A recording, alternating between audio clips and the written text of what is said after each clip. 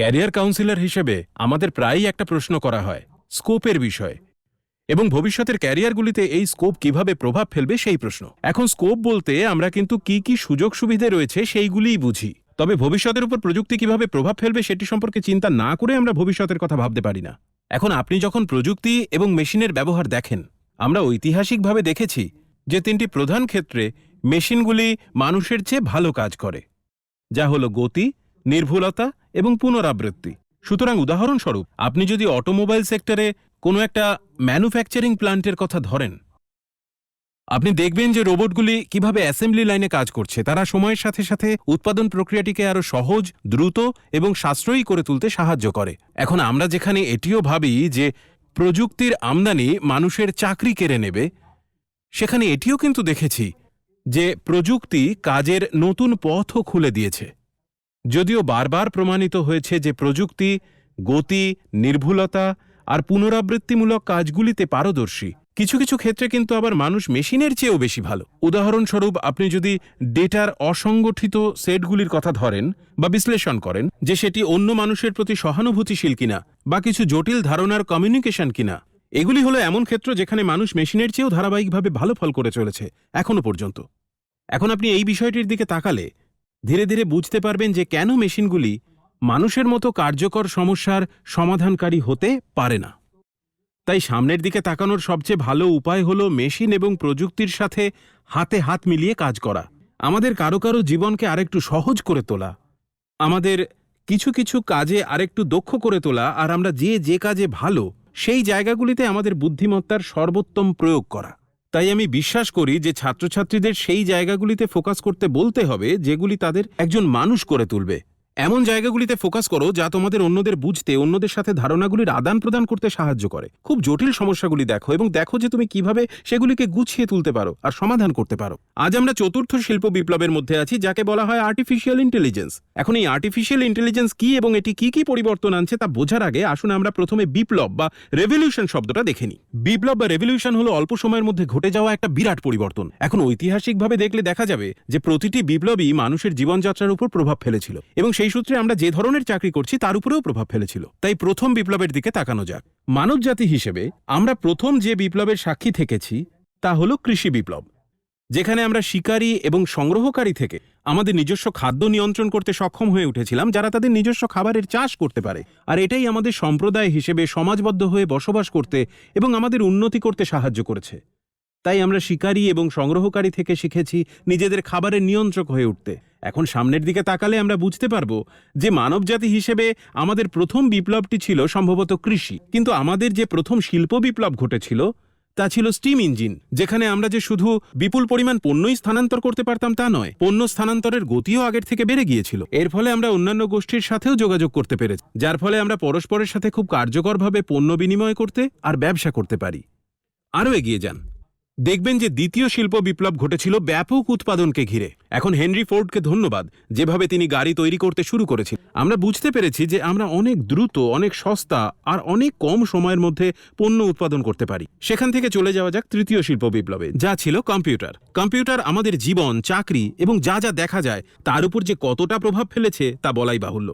এখন আপনি যখন সেখান থেকে আর্টিফিশিয়াল ইন্টেলিজেন্সের দিকে যান, তখন দেখা যাচ্ছে যে ক্যারিয়ারের বিভিন্ন ধরনের মধ্যে এই একটি বিরাট বড় পরিবর্তন। আমরা দক্ষতার ক্ষেত্রেও একটি বড় উন্নতি দেখেছি, আর এটি আমাদের বুঝতে সাহায্য করবে যে গত 10 বছরে কনভিনিয়েন্সই কেন সবচেয়ে বড় পণ্য হয়ে উঠেছে। আপনি কনভিনিয়েন্সের কথা বললে দেখবেন যে এক্ষেত্রে প্রযুক্তির একটি বিরাট গুরুত্বপূর্ণ ভূমিকা রয়েছে। আপনার দোরগোড়ায় খাবারের অর্ডার পৌঁছে যাওয়াই হোক, বা আপনার ধারণাগুলি এবং নিজেকে আরও কার্যকরভাবে মার্কেট করতে পারাই হোক, আর প্রযুক্তিভিত্তিক প্ল্যাটফর্মগুলি ব্যবহার করে বিশ্বজুড়ে বিভিন্ন মানুষের সাথে বিভিন্ন চ্যালেঞ্জ সম্পর্কে কথা বলতে পারাই হোক না কেন। বিষয়টিকে আরেকটু ব্যাখ্যা করার জন্য আসুন প্রযুক্তি আসলে কি সেটা বুঝে নেওয়া যাক। আমাদের শব্দভাণ্ডারে প্রযুক্তি শব্দের আমদানি কোনো নতুন ঘটনা নয়, বা কম্পিউটারের আবির্ভাবের সাথে এসেছে এমন নয়। মানবজাতি হিসেবে আমরা যা যা উন্নতি করেছি তা হয়েছিল প্রযুক্তির সাহায্যেই। কৃষি ছিল এক ধরনের প্রযুক্তি। এটি ছিল শুধুমাত্র এক টুকরো জমি, প্রাকৃতিকভাবে পেয়ে যাওয়া খাবার আর সম্পদের উপর নির্ভর না করে অনেক বেশি কার্যকর উপায়ে খাদ্যবস্তু উৎপাদনের একটি পদ্ধতি। আপনি প্রথম শিল্প বিপ্লবের দিকেও তাকান, আপনি দেখতে পাচ্ছেন স্টিম ইঞ্জিন, আর এই স্টিম ইঞ্জিনকে কার্যকর করে তুলতে তার আগে দরকার ছিল চাকার। চাকা নিজেই অন্য একটি প্রযুক্তি। আপনি যদি খাদ্য সংরক্ষণের কথা ভাবেন, দেখবেন স্টোরেজ বিষয়টি নিজেই ছিল এক রকমের প্রযুক্তি। এখন আপনি যে কোনো উপাদানকেই দেখুন না কেন, দেখবেন যে কোনো না কোনোভাবে প্রযুক্তি প্রভাবিত হয়েছে। এটা ঠিক যে সময়ের সাথে সাথে প্রযুক্তি যে ফর্মে এসেছে তা আমাদের জিনিসগুলিকে আরও দক্ষ করে তোলার বিভিন্ন পদ্ধতি দেখিয়েছে। যেগুলিকে আমরা সুবিধাজনক বলে মনে করি সেগুলিকে ঘিরে জীবন গড়ে তুলতে পেরেছি। কারণ আপনি যদি গত 5 বছরের দিকে তাকান, প্রযুক্তির প্রতিটি অংশ বা আমাদের জীবনের প্রতিটি উন্নতি একটিমাত্র উপাদান থেকে এসেছে, যা হলো কনভিনিয়েন্স। সুতরাং আপনি কিভাবে আপনার বাড়ির দোরগোড়া থেকে খাবারের অর্ডার দেন, কিভাবে আপনার সেলফোন থেকে ট্যাক্সি বা ক্যাব অর্ডার করেন, বা আপনি লাইনে না দাঁড়িয়েও টিকিট বুক করতে পারেন কিনা তা হোক, সিনেমার টিকিট বা রেলওয়ের টিকিট, যার জন্যই হোক না কেন, আপনি আর যাই করুন না কেন, মূল বিষয়টি হল কনভিনিয়েন্স। এখন এটি ঘটছে কারণ প্রযুক্তি শুধুমাত্র তার নিজস্ব একটি ক্ষেত্র নয়, এটি আপনার চারপাশের ঘটে চলা সমস্ত কাজকেই প্রভাবিত করছে। তাই আসুন আমরা দেখে নিই যে এডুকেটর বা টিচার হিসেবে প্রযুক্তি আমাদের কিভাবে প্রভাবিত করছে। 2019 সাল পর্যন্ত যদি আমি কোনো টিচারকে জিজ্ঞাসা করি যে আপনি কি কখনো পড়াতে গিয়ে ক্লাসে লেকচার দিতে এবং আপনার ছাত্রছাত্রীদের পড়াবার জন্য অনলাইন প্ল্যাটফর্ম ব্যবহার করেছেন, বেশিরভাগেরই উত্তর হতো না। কিন্তু প্যান্ডেমিকের কারণে সকলকে এই প্রযুক্তিগত প্ল্যাটফর্মগুলির সাহায্যে অনলাইন ক্লাস করতে বাধ্য করা হয়েছিল। এখন এর সুফল হলো ছাত্রছাত্রী ক্লাসে আসুক বা নাই আসুক, আমরা ক্লাস নিতে পারছি। তাহলে নির্দিষ্ট কিছু কাজ কেড়ে নেওয়ার পাশাপাশি প্রযুক্তি কিভাবে দক্ষতার নতুন পথ খুলে দিয়েছে তা দেখা যাচ্ছে। এটি নতুন নতুন উপায় এবং কনভিনিয়েন্স এনে দিয়েছে, নতুন সিস্টেম খুলে দিয়েছে, যা আমাদের কাজকে একটু সহজ করতে সাহায্য করতে পারে। এখন আমরা দেখেছি যে প্রযুক্তি কিভাবে আমাদের জীবনযাত্রায় আর সেই সূত্রে আমাদের কাজে প্রভাব ফেলে। আসুন দেখে নিই আমরা আমাদের হাতে থাকা তথ্যগুলি কিভাবে ব্যবহার করতে পারি। সামান্য কিছু পরিবর্তন এবং আমরা আমাদের চারপাশে যে বদল দেখছি ভবিষ্যৎ সম্পর্কে কিছু বলার জন্য। এখন ভবিষ্যতের কথা বলার সময় আমরা কিন্তু একদম নির্ভুলভাবে তা বলতে পারি না, কিন্তু আমরা এই মুহূর্তে আমাদের চারপাশে ঘটে চলা বদলগুলি দেখতে পারি। এখন আপনি যখন এই মুহূর্তে ঘটছে এমন ঘটে চলা ছোটখাটো বদলগুলি দেখছেন, চলুন আমরা সেই প্রধান ক্ষেত্রগুলি দেখে নিই যেগুলিতে এআই প্রযুক্তি ইতিমধ্যেই চাকরি এবং ক্যারিয়ারকে প্রভাবিত করেছে। এখন আগে দেখে নিই স্ক্রিনের নিচে ডান দিকে গত কয়েক বছরে পরিবহন পরিষেবাগুলি কিভাবে পরিবর্তিত হয়েছে সেটি দেখা যাক। আসুন সেলফ ড্রিভেন কার বা অটোমেটিক গাড়িগুলি দেখে নিই। আমরা দেখেছি যে সংস্থা বা গাড়ি নির্মাতারা এমন গাড়ি তৈরি করে যেগুলি কিভাবে গাড়ি চালাতে হবে, কত দ্রুত চালাতে হবে সেই সিদ্ধান্ত নিজেই নিতে পারে। আর সময়ের সাথে সাথে আমরা এটিও দেখেছি যে সেগুলি চালক হিসেবে মানুষকে সম্পূর্ণভাবে প্রতিস্থাপিত করতে পারে। আমাদের কাছে যথেষ্ট তথ্য রয়েছে যাতে দেখা যায় যে এই গাড়িগুলি আমাদের সাথে ঘটা সমস্যাগুলি কাটিয়ে উঠতে সক্ষম। যেমন একজন ট্রাক চালকের পক্ষে প্রায় 20 ঘন্টা ননস্টপ ড্রাইভিং ক্লান্তির বিষয়, কিন্তু সেলফ ড্রিভেন গাড়ির সেই সমস্যা নেই। তবে এই গাড়িগুলি নতুন কোন ধরনের চ্যালেঞ্জ নিয়ে আসছে? গাড়িগুলিকে আমরা কি করে বলে দেব যে কোনটি সঠিক আর কোনটি নয়? কোনটি ঠিক নয় এর একটি সহজ উদাহরণ দেখুন। একটি গাড়িকে যদি তার ভিতরের যাত্রী আর পথচারীদের বাঁচানোর মধ্যে থেকে কোনো একটি বেছে নিতে হয়, ধরুন তার কাছে কোনো বিকল্প নেই, সে কিভাবে বেছে নেবে? তার মধ্যে কি এটি প্রোগ্রাম করে দেওয়া হবে? একটি জীবন অন্যটির চেয়ে বেশি মূল্যবান কিনা কে তা ঠিক করবে? আপনি দেখতে পাচ্ছেন যে আমরা প্রযুক্তি নিয়ে কথা বলার সময় মানুষের আচরণ আর সামাজিক বিজ্ঞান বোঝার বিষয়ে আলোচনা ছাড়া নৈতিকভাবে এটি করতে পারি না। তাহলে কেন আমরা একটানা প্রযুক্তি নিয়ে কথা বলি?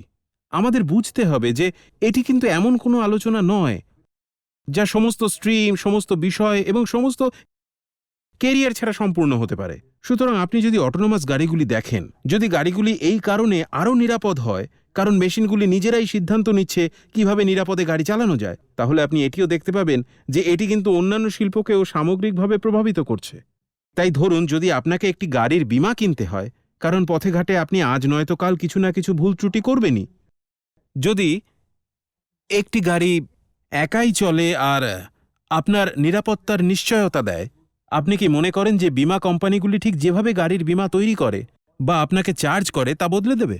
আপনি দেখতে পাবেন যে গাড়ি তৈরির ক্ষেত্রে একটি সাধারণ পরিবর্তনের মাধ্যমে ব্যাংকিং সেক্টর কিভাবে প্রভাবিত হয়। আমি যা বলতে চাইছি তা হলো প্রযুক্তির একটি সাধারণ পরিবর্তন শুধুমাত্র নিজেকেই নয়, বরং এর সাথে যুক্ত শিল্পগুলিকেও প্রভাবিত করতে পারে। এবার দেখে নেব কমার্সের বিষয়টি। আপনি দেখছেন যে ক্রিপ্টোকারেন্সি এবং ব্লকচেইন আজ কতটা আলোচিত বিষয়। আপনি জানেন যে এর মূলে থাকা প্রযুক্তিটি এটি চালিত করে। আজ ব্লকচেইন শুধুমাত্র ব্যাংকিং সেক্টর বা ফাইন্যান্সিয়াল সেক্টরেই ব্যবহার করা হয় না। আপনার মিউজিক সার্ভিসে সাবস্ক্রাইব করার পিছনেও কিন্তু এটি একটি চালিকা শক্তি। তাই আপনি যে ডিভাইস থেকেই লগ ইন করুন না কেন, আপনি সবসময় নিজের প্রিয় মিউজিক শুনতে পাবেন। অর্থাৎ আমরা নিয়মিত এই ধরনের প্রযুক্তি ব্যবহার করছি।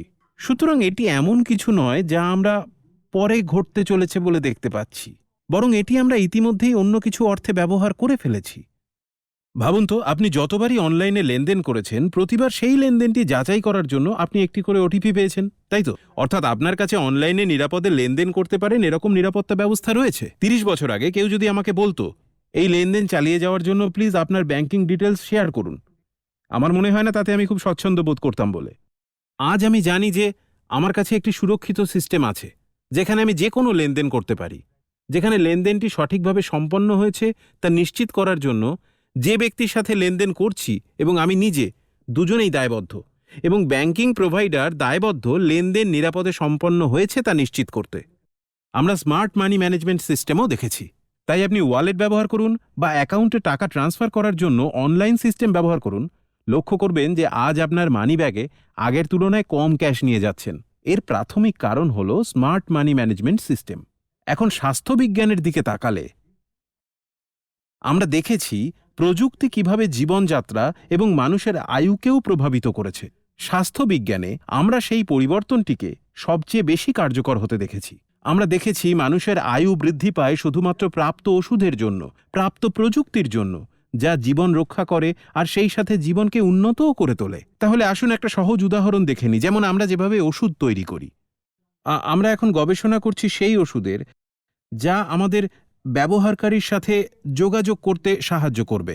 যেখানে এমন কিছু সংস্থা আছে যারা ওষুধ তৈরি করছে যা আপনার শরীরের ভিতরে ঢুকবে। তারা মোবাইলে আপনার সাথে যোগাযোগ করে এবং আপনাকে আপনার শরীরের আভ্যন্তরীণ অবস্থা কী তা জানায়। পরের ওষুধটি খাওয়ার যথাযথ সময়টিও আপনাকে বলে দেওয়া যেতে পারে। এটি নির্দিষ্ট যে কোনো সময়ে আপনার শরীরের প্রয়োজনীয়তার ভিত্তিতে ডোজ ডিসচার্জও করবে। এটির ফলে ওষুধের উপর নির্ভরতা কমিয়ে দেবে, পার্শ্ব প্রতিক্রিয়ার সম্ভাবনাও কমাবে এবং এই ওষুধগুলির ব্যবস্থার আরও কার্যকর হওয়া নিশ্চিত করবে।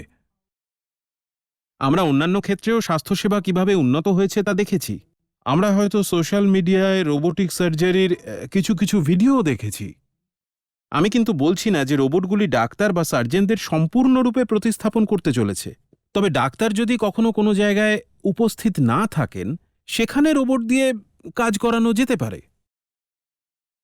এখন আমি বলছি না যে রোবট সামগ্রিকভাবে সার্জনদের জায়গা নিয়ে নেবে, তবে আমরা এটিকে একটি সম্ভাবনা হিসেবে দেখেছি, যেখানে অনেক দূরে কোথাও স্বাস্থ্যসেবার প্রয়োজন হলে আমাদের আর ডাক্তারকে সেখানে নিয়ে যাওয়ার দরকার নাও হতে পারে।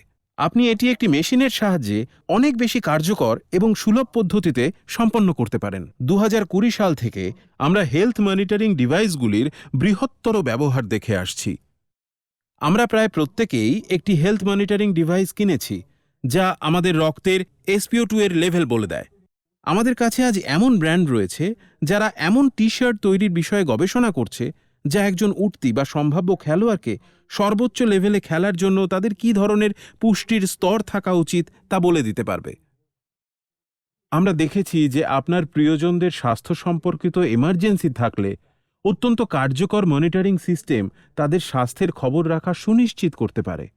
আমরা ইতিমধ্যেই ব্র্যান্ডগুলিকে এইসব করতে দেখেছি। তাহলে পরবর্তী 15 বা 20 বছরে এটি কি কি করতে পারে তা কল্পনা করুন। এখন এটি কিভাবে জীবনযাত্রাকে আর এর ফলে সম্ভাব্য আয়ুষ্কালকে প্রভাবিত করে।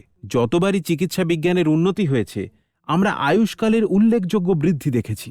এখন যখন একটি আয়ুষ্কাল উন্নত হয়, তখন এর মানে যে শুধু আমরা দীর্ঘকাল বেঁচে থাকব তা নয়। এর মানে এটাও যে আমাদের ভাবতে হবে আমাদের বেঁচে থাকার সময়টি জুড়ে আমরা কি কি করব। আমাদের হয়তো এমন চাকরির দিকে নজর দিতে হবে যেখানে আমরা সম্ভবত 60 বছর বয়সে অবসর নিচ্ছি, যেখানে আমাদের সম্ভাব্য আয়ুষ্কাল হয়তো এই ধরুন 85 বছর। এতে যদি আরও উন্নতি হয়, সেখানে আমাদের আয়ুষ্কাল হয়তো 85 থেকে 95 বা 100 বছর হয়ে গেল। সেখানে আপনি হয়তো 60 বছর বয়সে আর অবসর নিতে চাইবেন না। আপনি যদি দীর্ঘকাল বেঁচে থাকেন, আপনি হয়তো আরও বেশি ফিট হয়ে উঠবেন। এটিই হলো প্রাথমিক প্রত্যাশা। সেক্ষেত্রে এটিকে আপনি যে ধরনের কাজ করতে পারেন তা বদলে দেবে? একই ধরনের কাজের জন্য মানুষের প্রতিযোগিতার ধরনেও কি পরিবর্তন আসবে? এটি আমি সবসময় শুনে আসছি। তাই যদি আমি 60 বছর বয়সে অবসর না নিই, যদি আমি আরও 10 বা 15 বছর কাজ করব বলে মনে করি, তার মানে এমন কিছু কিছু ক্ষেত্র থাকতে পারে যেখানে আমাদের প্রতিযোগিতা হবে আমাদেরই পরবর্তী প্রজন্মের সাথে। এবং আমি বুঝতে পারি যে এমন কিছু কাজ আছে যেখানে তারুণ্য বা প্রচুর শক্তি অভিজ্ঞ লোকেদের তুলনায় অনেক ভালো কাজ করে।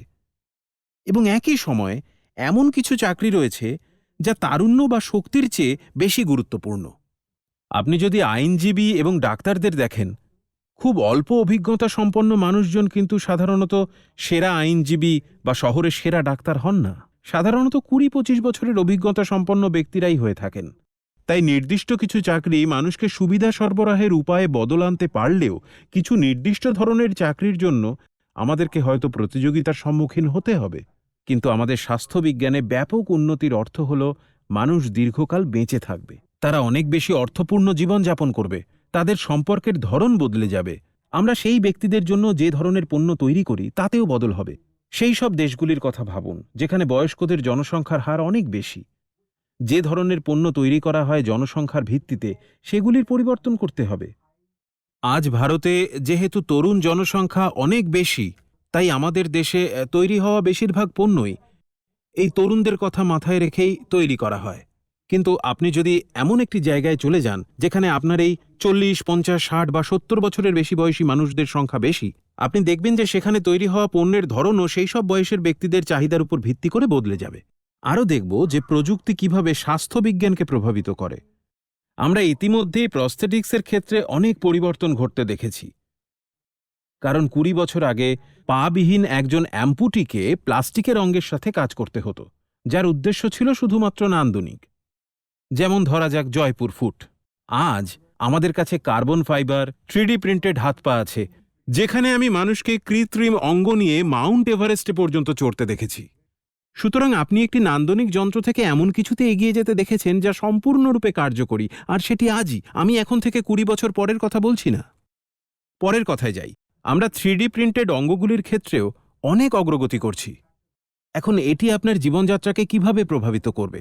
এটি আপনার আয়ুকেই বা কিভাবে প্রভাবিত করবে? আপনাকে একজন অঙ্গদাতার জন্য আর অপেক্ষা করতে হবে না। আপনি একটি 3D প্রিন্টেড অঙ্গ পেয়ে যেতে পারেন যা আপনার জন্যই ডিজাইন করা হয়েছে, আপনার জন্যই কাস্টমাইজ করা হয়েছে। এবং আপনি যদি আর কোনো অঙ্গদাতার জন্য অপেক্ষাও করেন তাহলেও আপনার আর কোনো ঝুঁকি থাকবে না। তাই এটা একভাবে আপনার সামগ্রিক আয়ুকালকেও প্রভাবিত করে।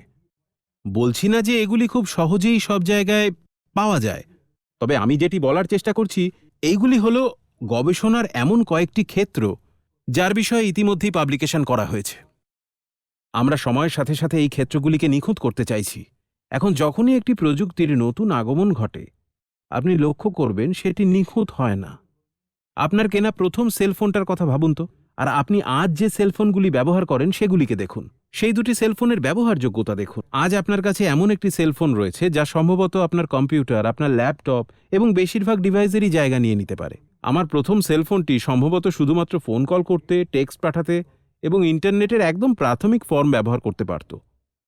আজ আমি সেই সব অ্যাপই ব্যবহার করতে পারি যা আমি সাধারণত ল্যাপটপেও ব্যবহার করি। সুতরাং আমি যা বলতে চাইছি তা হলো এই যে এই প্রযুক্তিগুলির বেশিরভাগই যেগুলি আপনি বিভিন্ন সেক্টরে দেখতে পাবেন, সেগুলি তাদের সবচেয়ে মৌলিক পর্যায়ে থাকলেও সেগুলি আজ কি করতে পারে আমরা সেটি নিয়ে ভাবছি না, ভাবছি এগুলি ভবিষ্যতে কি করতে সক্ষম। আমরা যখন শিক্ষার্থীদের কেরিয়ারের জন্য প্রস্তুত করি তখন আমরা তাদের এমন চাকরির জন্য প্রস্তুত করি যা বর্তমানে থাকলেও ভবিষ্যতে নাও থাকতে পারে। আমাদের যা করতে হবে তা হলো তাদের এমন চাকরির জন্য প্রস্তুত করা যা আজ যদি নাও থাকে পরে তৈরি হবে। আর আমরা সেটা কিভাবে করব? আমরা এখন আমাদের চারপাশে ঘটছে এমন সব পরিবর্তনগুলির দিকে নজর দেব। ডিজাইন, রিটেইল এবং কনস্ট্রাকশনের দিকে এগোব। আমরা দেখেছি যে প্রযুক্তি কিভাবে আমাদের 3D প্রিন্টিংয়ে সাহায্য করেছে। এখন কয়েকটি আকারে 3D প্রিন্টিং সম্পর্কে আমরা আলোচনা করেছিলাম যে এটি কিভাবে স্বাস্থ্যসেবা এবং কৃত্রিম যন্ত্রগুলিতে ব্যবহার করা হচ্ছে। এখন আসুন কিভাবে এটি বিল্ডিং নির্মাণে সহায়তা করবে তাও দেখে নিই। এখন আফ্রিকায় এমন ইউনিভার্সিটি আর স্কুল আছে, বিশেষ করে মালাউইতে, যেগুলি 3D প্রিন্টারের সাহায্যে নির্মিত। স্ক্যান্ডিনেভিয়ান দেশগুলিতে 3D প্রিন্টিং প্রযুক্তির সাহায্যে নির্মিত সেতু রয়েছে। এখন 3D প্রিন্টিং প্রযুক্তির সাথে এটি কেবল কনস্ট্রাকশনকে দ্রুত এবং আরও দক্ষ করে তুলতেই সাহায্য করে না, এটি আরও স্থানীয় উৎপাদন এবং স্থানীয় সংস্থানগুলির জন্যও সক্ষম করে তোলে। উদাহরণস্বরূপ, আফ্রিকায় যে স্কুলগুলি তৈরি করা হয়েছে সেগুলিতে যে মাটি, যে জিনিসগুলি ব্যবহার করা হয়েছিল সেগুলি স্থানীয় এলাকার থেকেই আনা হয়েছিল।